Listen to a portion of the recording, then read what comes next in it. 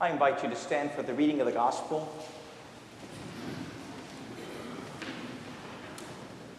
Today our story comes from Matthew 14, verses 22 to 33.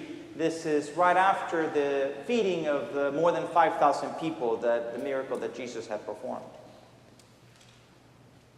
Immediately, Jesus made the disciples get into the boat and go on ahead to the other side while he dismissed the crowds. And after he had dismissed the crowds, he went up to the mountain by himself to pray. When evening came, Jesus was there alone.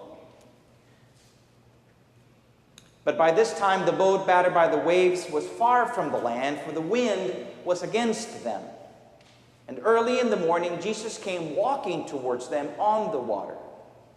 When the disciples saw him walking on the sea, they were terrified, saying, "It's a ghost!" And they cried out in fear. But immediately Jesus spoke to them and said, "Take heart, it is I. Do not be afraid." Peter answered him, "Lord, if it is you, command me to come out to you on the water." Jesus said, "Come." So Peter got out of the boat, started walking on the water, and came toward Jesus. But when Peter noticed a strong wind, he became frightened. And beginning to sink, he cried out, "Lord, save me!" And Jesus immediately reached out his hand and caught him, saying to him, "You of little faith, why did you doubt?" When they got into the boat, the wind ceased. And those in the boat worshipped him, saying, "Truly, you are the Son of God." Friends, this is the word of the Lord. Thanks be to God. You may be seated.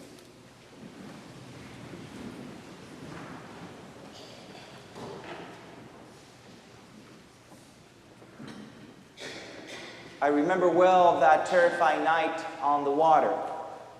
We had had a terribly busy few days, and Jesus, our teacher, had kept trying to get us to have some downtime and reflection for himself and for us. But the crowds just kept finding him. Time and again, he'd go away, but they would find him. They would track him down, and of course, he would feel compassion for them, and he'd spend time with them. Honestly, I think we were getting a bit complacent about just how powerful he was. With the touch of a hand, he would heal people who had been sick for years and marginalized for decades. He would give hope to people just by listening to them. No wonder the people would find him wherever he was. So after Jesus had managed somehow to feed more than 5,000 people that one evening, he finally prevailed on them and on us so that he could find some time for prayer and for renewal. Dusk was upon us, and he slipped away from the crowd and walked up a mountain. As for us, we got on the boat and stayed close to the shore so that we'd be ready to go again the next morning. Now, this was home turf for most of us, those of us who had fished on these waters and lived in villages nearby. We had been in this place for generation upon generation, doing the same thing. We knew these waters, and we knew that they could get tricky, how tricky they could become so quickly.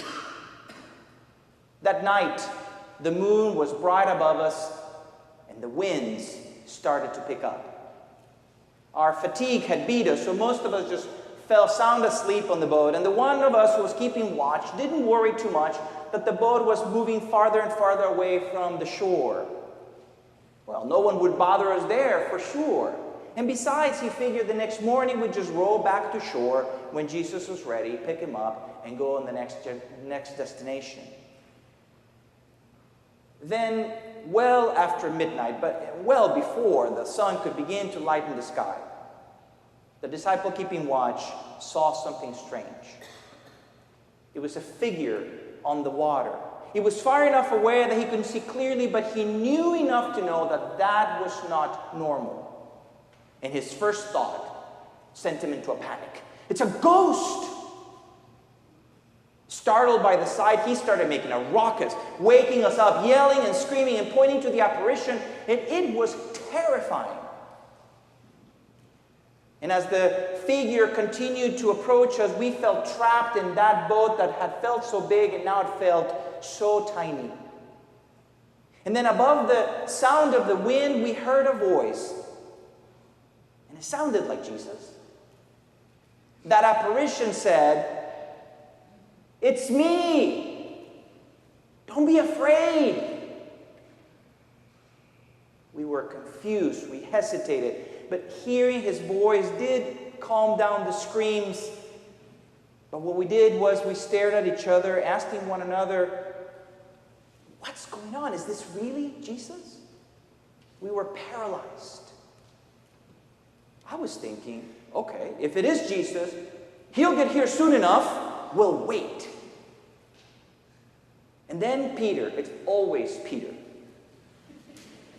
yelled out at the ghost or at Jesus or whatever that was and said, "If it's really you, command me to come out to you on the water." Peter, couldn't you wait? And then to my further surprise, Jesus or the ghost or the whatever it was yelled back and said, "Peter, come." And Peter, completely entranced, straddled the edge of the boat and stepped overboard, only he was standing on the water. We went from being fast asleep to terrified to amazed in 30 seconds flat. But the wind was strong and the sea was choppy. And Peter, who had kept his eyes on Jesus, now started looking around at the waves lapping at his legs. As long as he had been looking at Jesus, he had been heading towards Jesus. The moment he looked down, down he went.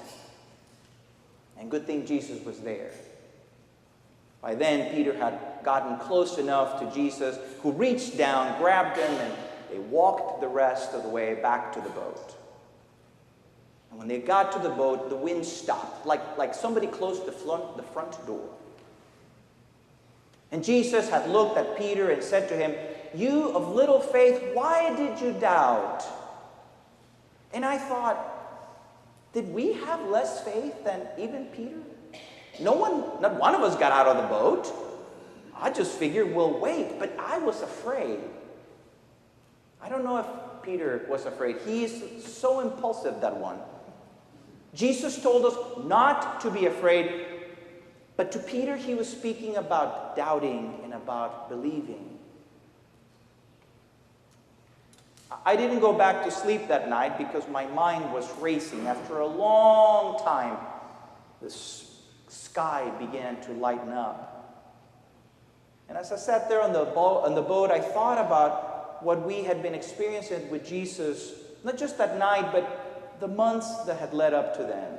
And I thought a lot about my instinct to stay in the boat. There was a comfort to staying in the boat.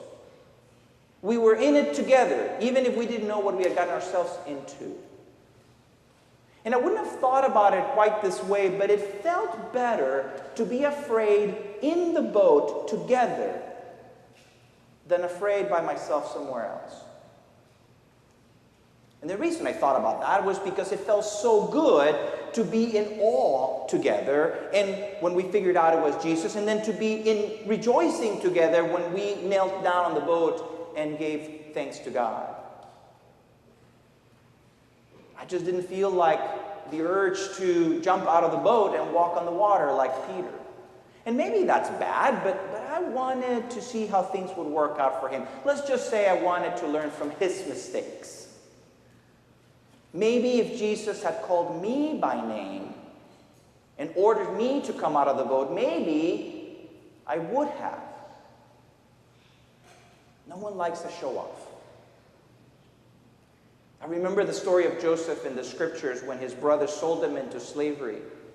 His brothers were tired of this daddy's boy who acted like a spoiled brat. It was a real show-off, that one, wearing all the time the fancy coat that dad had given him. In fact, the brothers faked his death rather than have to deal with him one more day.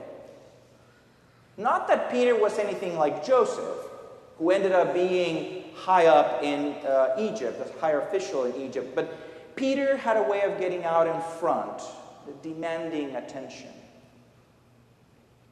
I secretly admired Peter's courage. I wouldn't tell him that. He'd just get a big head. As we floated gently on the boat, and finally the sun peeked over the hills on the eastern shore of the Sea of Galilee, a light shone in my heart.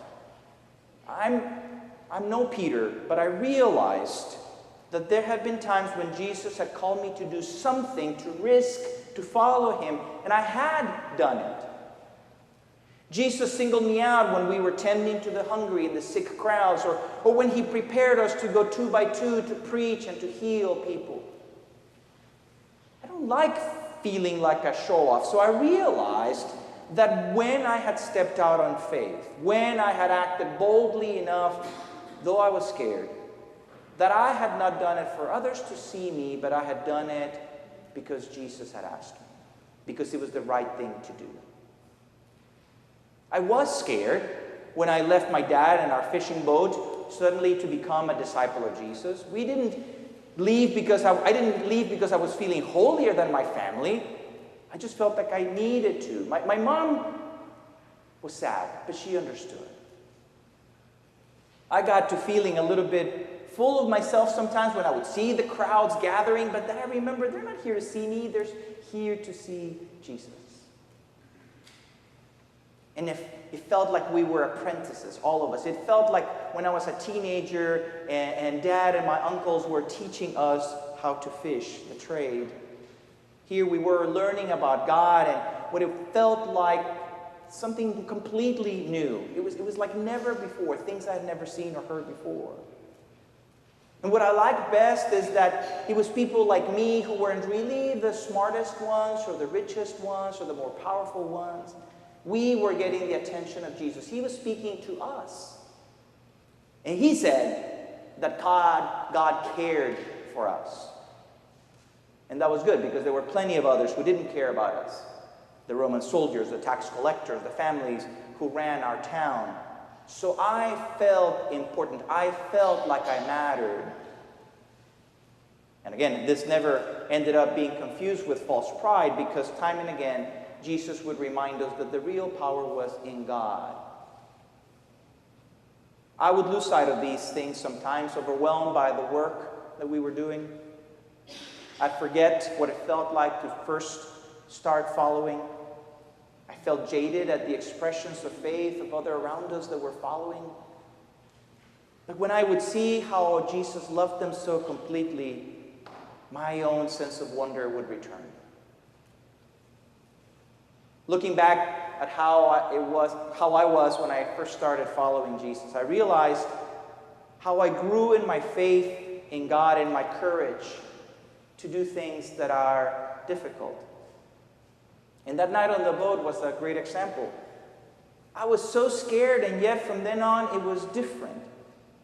For one, even though Peter had gone out on the boat by himself, he didn't do it to show us up. He did it because he was fully in the moment, not worried about the waves and the wind, and certainly not looking back at us to see what we were saying or doing.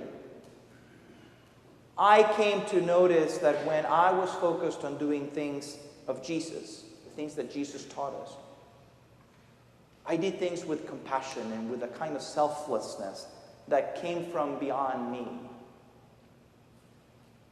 Every so often, something would remind me of the distractions that were around me, like waves at Peter's feet, or that I was facing criticism like violent wind that broke Peter's concentration. And when those distractions and external pressures would make me lose my balance, I do sink into some self-doubt or regress into selfishness. But like with Peter, Jesus has always been near to remind me that I am loved and that I am an instrument of God's love around me.